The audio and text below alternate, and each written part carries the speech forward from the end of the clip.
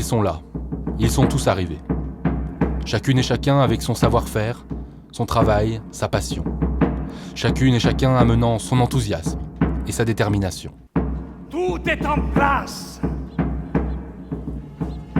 Le spectacle peut commencer. Comme une peinture dont chaque détail s'animerait enfin après des mois de préparation, Marignan 2015 s'installe dans le parc de Beauvais, à Romorantin. Cette fête, au cœur de la capitale de la Sologne, c'est l'aboutissement d'un projet, né il y a plus d'1 an et demi, lors d'un repas dont se souvient aujourd'hui Didier Guénin, fondateur de l'association R2V2, un des coproducteurs du spectacle.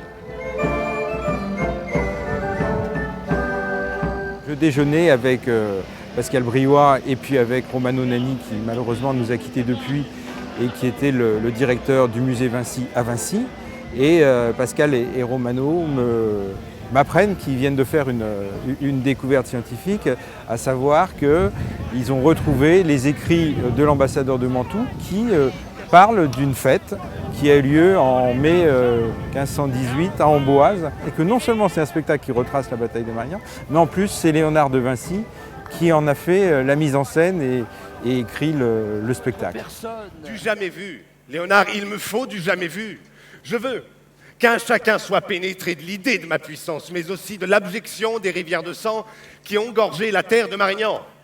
Ce qu'on n'a jamais vu. Léonard, toi seul peux le réaliser.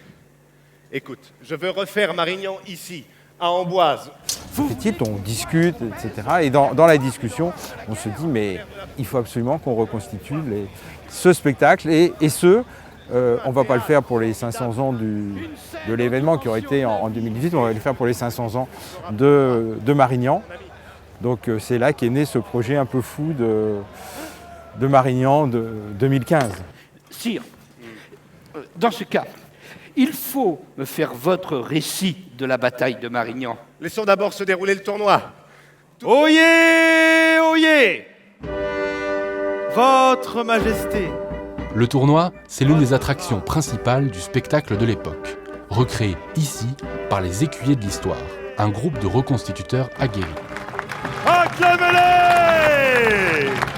Je ne vous entends pas, peuple d'Amboise! Le plus grand défi par rapport à ce spectacle, en fait, ça a été d'étudier, parce que nous faisons beaucoup de joutes du XVe siècle, d'étudier la mode du XVIe siècle et de nous mettre en conformité par rapport à l'idée, à l'image du chevalier du XVIe siècle, de 1515 à l'occurrence. On a adapté les armures, qui n'ont pas grand-chose à voir entre le milieu du XVe siècle et le début du XVIe siècle. C'est beaucoup plus léger, déjà. En XVe siècle, nous avons des armures qui tournent entre 40 et 45 kg, avec des gros bassinets ou ce qu'on appelle des frogs, qui sont entièrement fermés pour la joute. Là, on est déjà dans quelque chose qui est beaucoup plus mobile, beaucoup plus léger. Plus de 50 livres d'acier reposent sur leurs épaules et cette visière fermée limite énormément leur visibilité. Appelons le concurrent suivant. Seigneur de Savoie, présentez-vous en lice.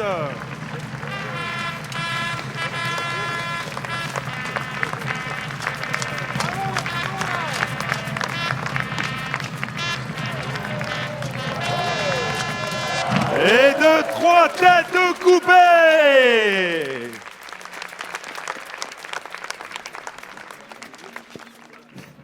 Nous sommes dans une représentation comme nous sommes en joute. C'est un spectacle. Donc il n'y a pas la même intention, il n'y a pas la même tension aussi. C'est-à-dire qu'on est beaucoup plus sur une recherche de performance, une recherche de résultats et sur le fait de briller par rapport à l'assistance, par rapport aux dames, par rapport au roi, pour se donner de l'importance. La joute servait aussi à prouver sa valeur, entre guillemets, au combat.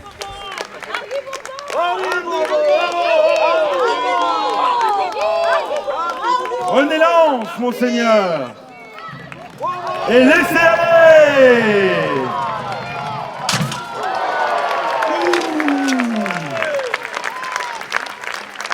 Félicitations.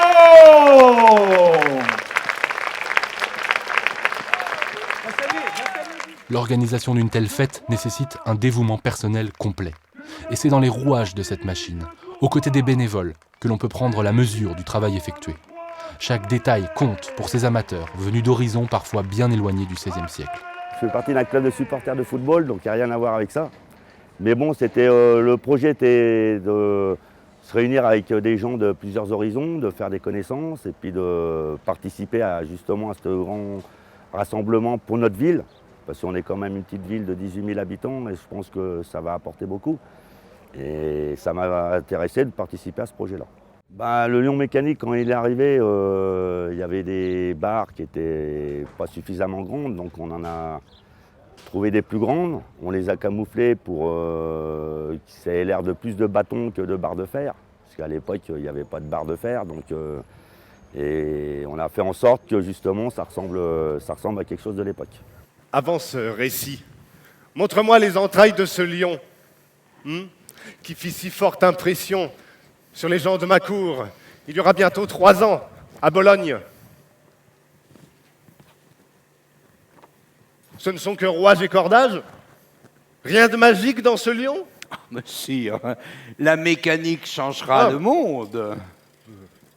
Je sais que demain, des batailles seront gagnées par des machines nouvelles.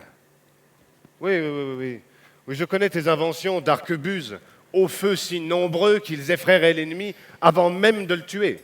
Oui, ou des canons mécaniques aux roues munis de faux qui couperont et trancheront jambes et bras. Des canons si puissants qu'ils effrayeront autant qu'ils tueront. Et car le secret est là, Majesté. Effrayer pour ne pas avoir à tuer. Faire fuir l'ennemi au lieu de le combattre. Les prémonitions de Léonard de Vinci peuvent bien s'être avérées vraies avec le temps, mais un combat où l'ennemi fuit ne fait pas un spectacle divertissant. Fabrice Cognot, chorégraphe, a une botte secrète pour rendre le choc des épées et l'agilité des escrimeurs encore plus impressionnants. Spécifiquement pour cette fête-là, il est plus que probable que des techniques faites exprès, pas pour la fête, mais faites exprès pour être utilisées devant un public, des techniques de show, qui faisaient partie du spectre, une technique historique des arts martiaux historiques européens, aient été utilisées.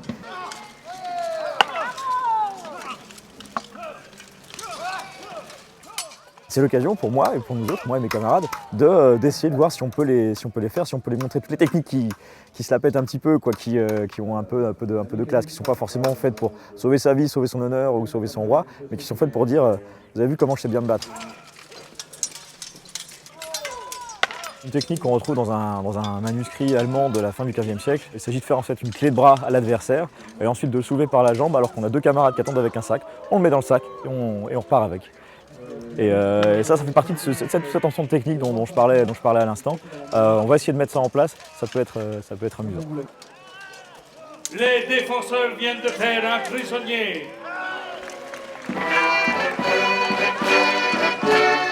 Passé les échauffourées, le clou du spectacle est un assaut mené par les soldats de François Ier à l'encontre du château. Une chorégraphie précise, assurée par les lansquenets du BOL, venus spécialement d'Allemagne pour le spectacle.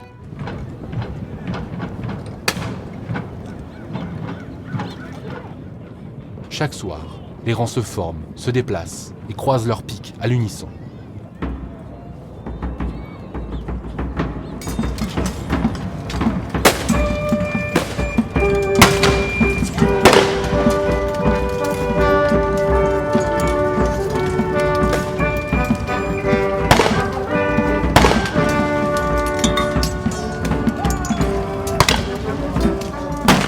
Un résultat obtenu grâce à une organisation évidemment militaire et à une préparation rigoureuse.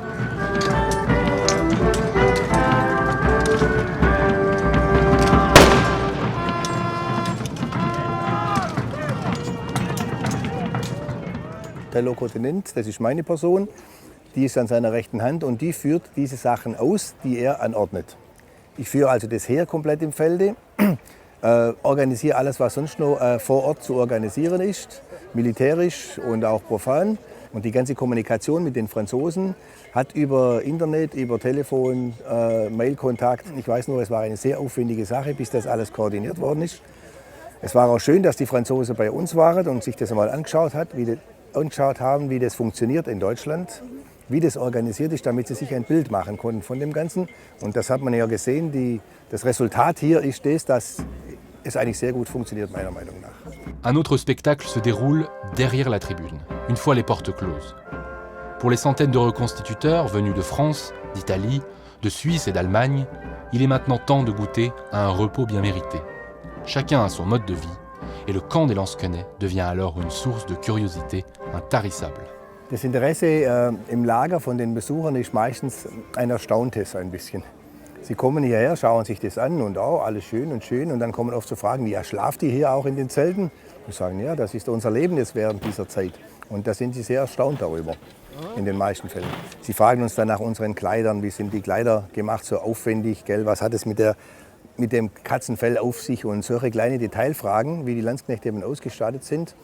Und natürlich, man versucht als Besucher sich dann das vorzustellen, wie man hier in so einem Lager in der heutigen Zeit noch leben kann.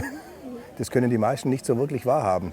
Sie fragen danach, wo unsere Betten sind oder wo der Kühlschrank steht und solche Geschichten, wo wir uns waschen und solche Sachen. Und das gibt es bei uns halt nicht in diesem Sinne, sondern wir machen das wie original früher auch.